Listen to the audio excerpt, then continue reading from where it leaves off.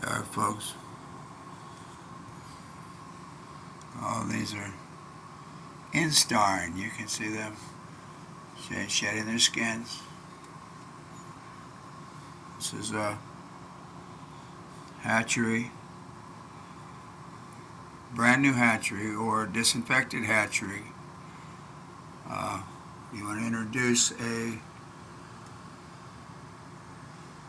female you see laying eggs in the wild that you've netted, and you bring her in and you put her in a hatchery like this with fresh milkweed stems you've harvested. This is a 2 foot by 2 foot by 3 foot hatchery. Rest cloud. Google butterfly habitat cage hatchery. You buy these for $30. Sometimes you can find them for $15 when they're on sale by Walmart. Same hatchery. But don't hold your breath. 30 is probably what you'll pay, but this is the size to get, folks.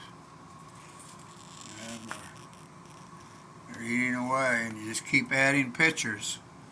You keep adding these pictures of stems of milkweed you've harvested. Make sure you trim the stems and put them in hot water. You want to fill these. You want to fill these 1 gallon containers, milk containers. You want to fill them with hot water and put your stems in there. That keeps the sap flowing and keeps these have been in here. These have been healthy for 5 or 6 days, folks. Look at the leaves. They're all still plenty green. They're healthy. These will keep eating. We'll keep adding pictures until they're all on top. How many will there be? Between 50 and 100 here on top of this hatchery. Now, if you want to separate, you don't want that many in a hatchery, and you want to separate them out, you take a picture full of caterpillars and put them in another hatchery. Okay, and then you can add hatchery, but you want to complete. You'll want to maybe continue. You'll want to take 1 gallon jugs with spent stems out and add more stems, or add another jug with fresh stems in it. So you just keep on adding and removing stems. Sometimes you might have to move a few caterpillars, but usually they'll find their way to fresh milkweed. Like you see here, they're all spread out, and they'll find their way to fresh milkweed. And this one will, like I said, this hatchery will probably yield, I can't tell you, I haven't started counting, but I would say between 50 and 100 monarchs. But you wouldn't want to go, if you can't over 100, you want to hopefully watch and able to count the eggs that are laid.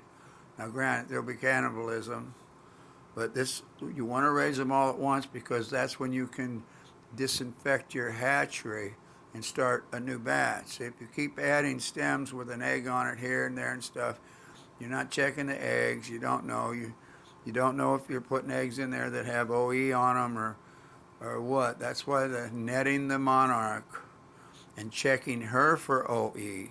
And if she doesn't have OE, you're going to have clean eggs. You rinse the milkweed, you're going to have clean milkweed. You either have a new hatchery or a disinfected hatchery with 1 part unscented bleach, completely submerged in 1 scented bleach and 1 part scented bleach and 4 parts water for 12 hours. Take it out, rinse, rinse, rinse. Open it up, let it dry. But if you put a clean monarch that you find laying eggs in the wild, you net her and you check her for OE using the Google butterfly lady, what is OE? Use that protocol. Watch that video. Suzanne will teach you how to check them for OE. She does a very good job. So here's another one in starring. You can see the skin.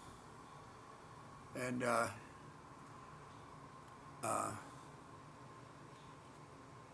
you have clean hatchery, clean butterfly going in, rinsed milkweed, clean jugs that you've rinsed with warm water in them to keep the milkweed fresh, and you just trim, hot water, and it'll keep the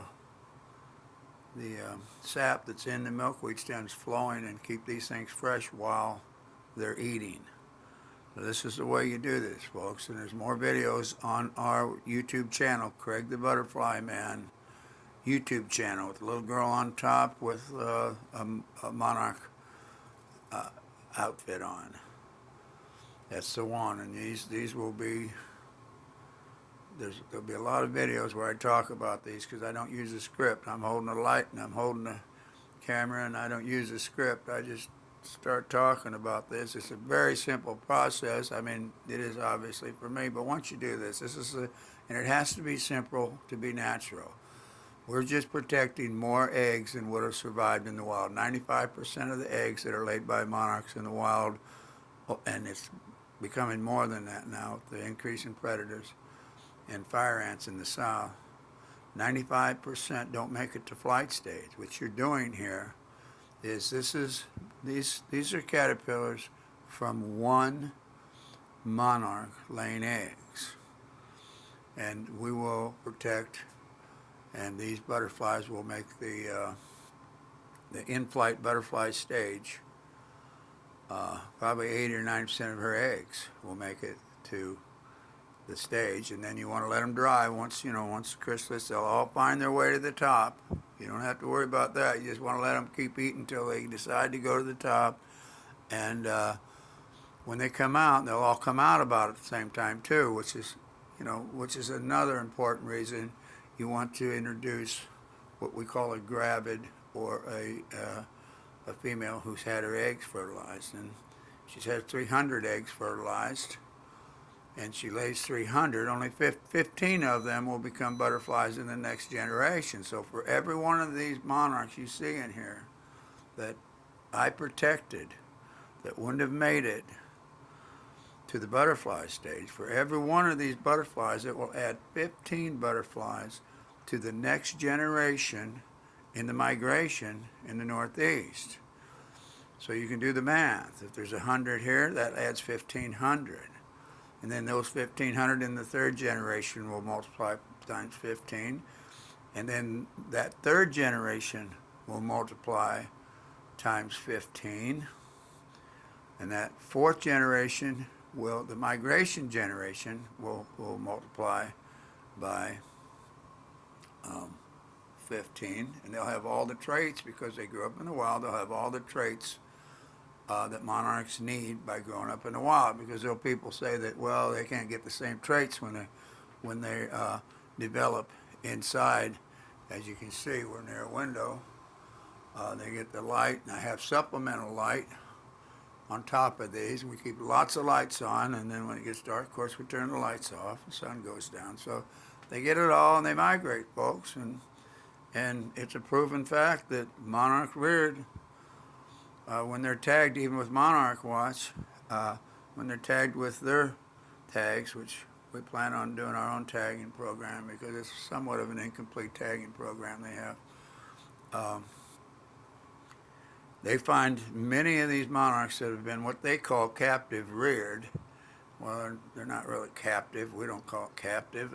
As soon as they're butterflies, they're in the wild. So they're not captive. The caterpillars are protected, is what we call it. They're protected. They're not captive. If they're in the wild, they're vulnerable. All you got to do is see any wasp or spiders or anything can just attack these and kill and eat these things in a minute, and especially the fire ants when the migration returns from Mexico. It's a proven fact by the study by University of Texas in San Antonio in 2016-17, 87% of the caterpillars and chrysalis are consumed by fire ants. And then there's the last 13% are consumed, a lot of them are consumed by natural predators, which of course we want, but it lets very few monarchs get to the summer breeding grounds, and so they fail to multiply enough to have 6 hectares overwintering in the mountains of Mexico, which has been determined to be a sustainable number, so that there's not a possible extinction down there and wiping out the migration completely, which is a possibility unless we get hundreds of thousands, maybe millions of people raising these. We'll be back to 1 billion monarchs in the migration within a season or two once we do and start a program and make it more aware, make people more aware. But this is what they can do to help increase the migration. It's a simple process, very simple, produces clean, healthy monarchs that are able to migrate. That's a proven fact. Go to our website and learn. It's the best monarch conservation website there is. It's called Craig, C-R-A-I-G, thebutterflyman.com. This is explained, this procedure is explained, and there's videos. This video, it would be under the Raised Monarchs menu item. And the Leaders Program is something you can do in conjunction with Raising Monarchs. That's another drop down. So study that website, folks. That's how you learn.